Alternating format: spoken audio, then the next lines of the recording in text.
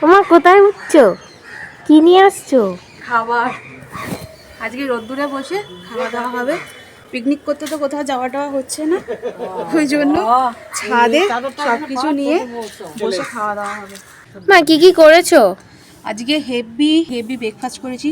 Sunday, রবিবার মানে সব ছুটি, তাই করেছি। এই যে করেছি নান। ওরে এই যে দেখো ভেতরটা, এই যে কি সফট হয়েছে দেখো।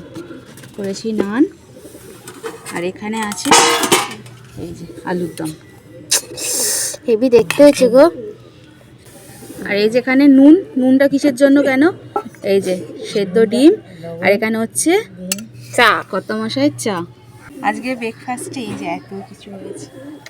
ছাদে বসে পিকনিকের মতো চাদরটাও পেতে নিয়েছি। কোথাও গেলে মনে হয় না পিকনিকের মতো বেশ বসি, ছাদেটাতে তো কোথাও তো যাওয়া টাওয়া হচ্ছে না, তাই ছাদেতেই পিকনিক মতো আমরা করব। তো